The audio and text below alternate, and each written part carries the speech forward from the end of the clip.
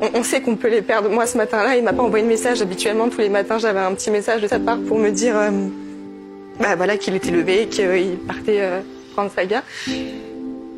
Et ce jour-là, rien. Je me suis inquiétée. Et la première chose que j'ai fait en me levant, c'est que j'ai allumé la télé. Mon père, qui avait pour habitude de regarder BFM, la première chaîne qui s'affichait, BFM. Et en fait, j'ai appris par BFM l'explosion, en connaissant un peu le secteur de mon compagnon.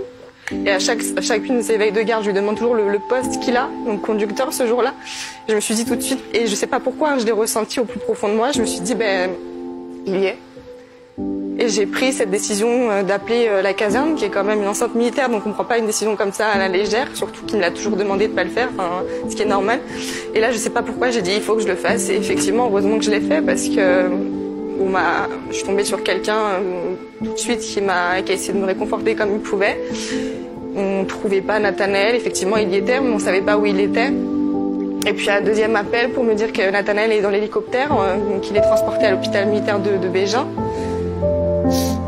Et puis quelques minutes après, je passe le téléphone à ma belle-mère parce qu'il est impossible pour moi de me dire que là on va me dire, je sais ce qu'on va me dire, je le sais, il est en arrêt cardio-respiratoire, il a été soufflé, il a été retrouvé encastré sous cette voiture.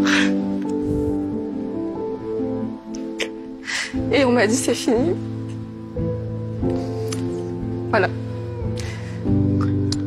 Et aujourd'hui, je me bats pour son petit garçon de 6 ans qui n'aurait jamais dû perdre son papa aujourd'hui.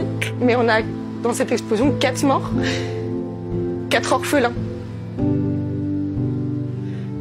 Et c'est dur parce que, encore une fois, ça aurait dû être évité parce que depuis 2015, on sait.